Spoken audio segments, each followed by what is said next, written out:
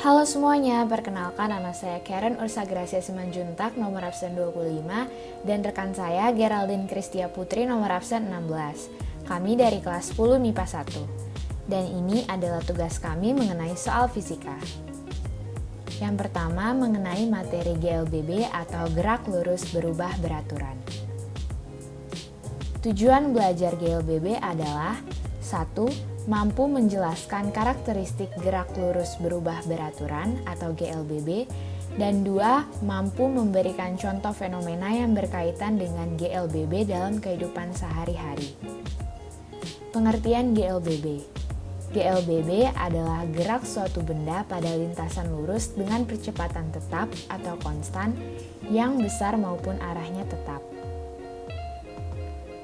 Perbedaan utama GLBB dan GLB adalah GLB tidak mempunyai percepatan. GLBB mempunyai percepatan. Percepatan dilambangkan dengan A. Nilai A plus berarti percepatan, dan nilai A minus berarti perlambatan. Contoh peristiwa GLB.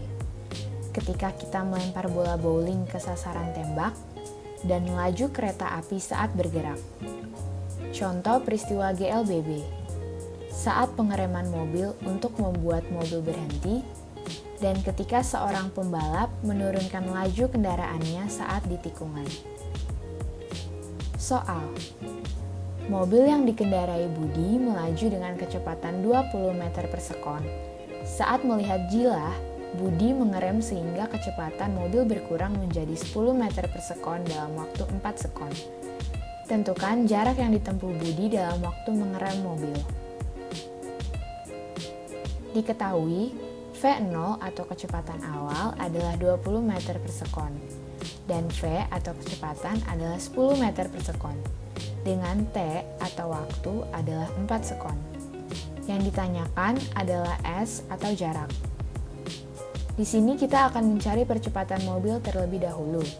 Rumusnya, V sama dengan V0 ditambah A dikali T. Kita masukkan angkanya, 10 sama dengan 20 ditambah A dikali 4. Sehingga menjadi 10 sama dengan 20 ditambah 4A. Lalu kita pindah ruas menjadi minus 4A sama dengan 10. 10 merupakan hasil pengurangan dari V0 dikurang V. Di sini kita dapatkan A sama dengan min 2,5 meter per sekon kuadrat. Jarak tempuh mobil. S sama dengan V0 dikali T ditambah setengah A dikali T kuadrat.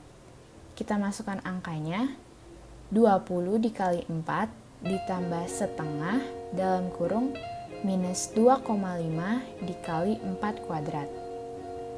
Hasilnya 80 ditambah minus 20, sama dengan 60 meter. Jadi, jarak yang ditempuh Budi dalam waktu mengerem mobil adalah 60 meter. Yang kedua, mengenai materi gerak parabola. Tujuan belajar gerak parabola. Tujuan belajar gerak parabola adalah mampu menganalisis gerak parabola dengan menggunakan vektor. Berikut makna fisisnya dan penerapannya dalam kehidupan sehari-hari, serta dapat mempresentasikan data hasil percobaan gerak parabola dan makna fisisnya. Pengertian gerak parabola. Gerak parabola adalah gerak dua dimensi suatu benda yang bergerak membentuk sudut elevasi dengan sumbu X atau sumbu Y. Gerak parabola merupakan gabungan antara GLB dan GLBB. Sumbu X atau horizontal merupakan GLB, dan sumbu Y atau vertikal merupakan GLBB. Kedua gerak ini tidak saling memengaruhi, hanya saja membentuk suatu gerak parabola. Soal, apabila tinggi gedung 19,6 meter, maka jarak mendatar yang ditempuh bola meter dengan gravitasi 9,8 meter per sekon kuadrat. Diketahui V atau kecepatan sama dengan 5 meter per sekon, dengan H atau ketinggian sama dengan 19,6 meter. Dan gaya gravitasinya dilambangkan dengan G adalah 9,8 meter per sekon kuadrat. Yang ditanya adalah S atau jarak. Rumus gerak jatuh bebas. H sama dengan setengah G dikali T kuadrat sama dengan T sama dengan akar kuadrat dari 2H per G. Kita masukkan angkanya. Akar kuadrat dari 2 dikali 19,6 kuadrat dibagi 9,8. Hasilnya adalah akar kuadrat dari 2 dikali 2 sama dengan akar kuadrat dari 4 sama dengan 2 sekon. S sama dengan V dikali T. Kita masukkan angkanya. 5 dikali 2 sama dengan 10 meter. Jadi, jarak mendatar yang ditempuh bola adalah 10 meter.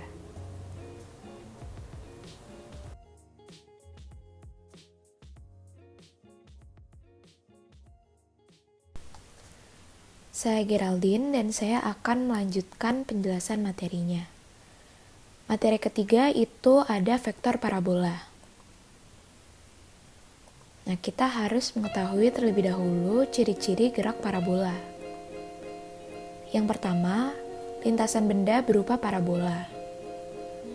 Yang kedua, geraknya di udara. Yang ketiga, memiliki kecepatan awal. Dan yang keempat, geraknya berada pada dua dimensi X dan Y.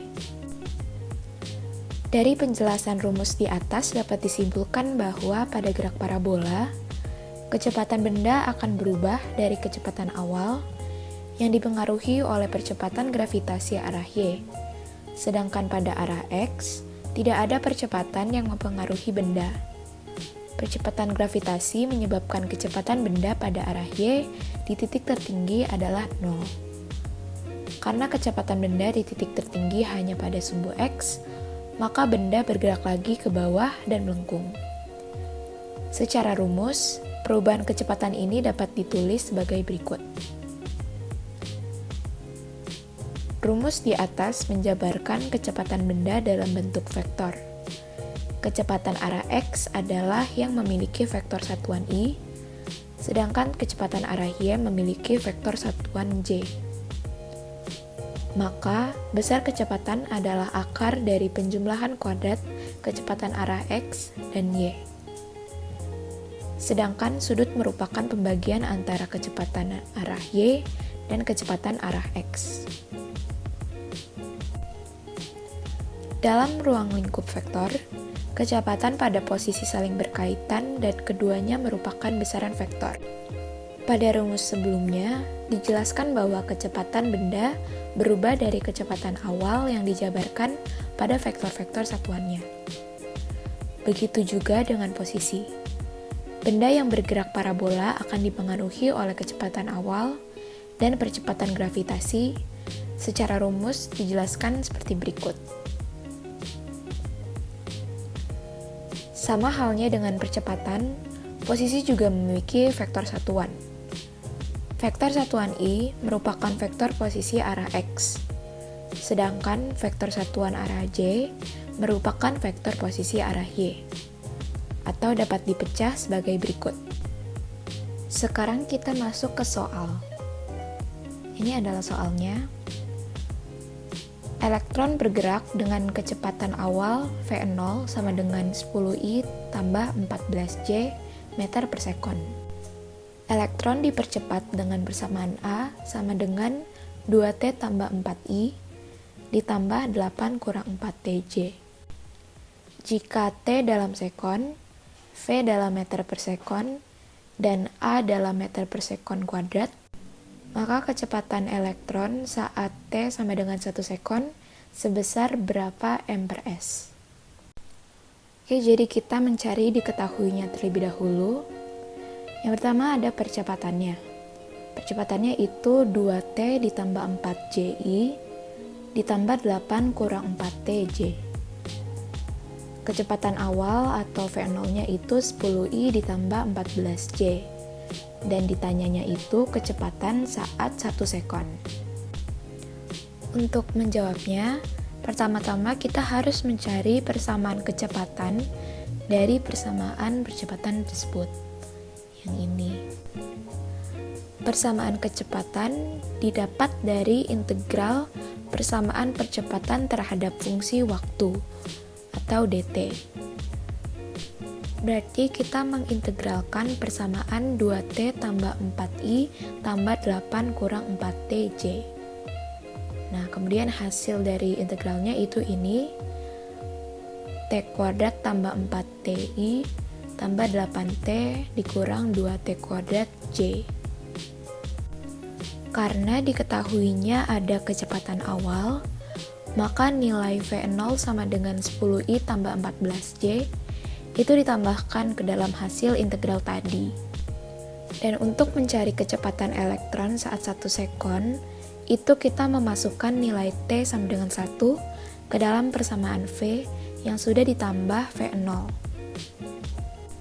Dan hasil kecepatan 1 sekon itu 15I tambah 20J. Untuk mencari nilai real, harus kuadratkan vektor I dan J lalu diakar kuadrat, sehingga didapat nilai kecepatan real sebesar 25 meter per sekon.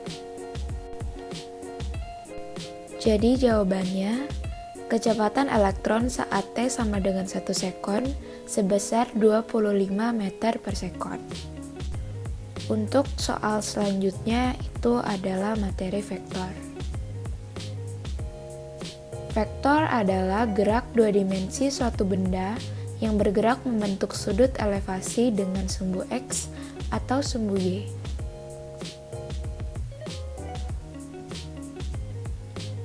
Lalu kita masuk ke soalnya. Perahu motor berukuran kecil mampu bergerak dengan kecepatan 8 meter per sekon. Perahu hendak menyeberangi sungai seperti ditunjukkan gambar berikut. Nah, jadi ini ada sungai, lebar sungainya 500 meter, dan perahu ini ingin ke seberang. Pertanyaannya itu, apabila arus sungai 4 meter per sekon ke arah kanan, maka bagaimanakah arah kecepatan perahu agar sampai tepat di titik A? Kemudian ini ada pilihannya antara A, B, C, atau D. Nah, pertama-tama kita analisis dahulu bentuknya, dan kalau digambarkan itu kurang lebih seperti ini. Kalau sudah ada gambarannya, kita bisa langsung mengerjakannya.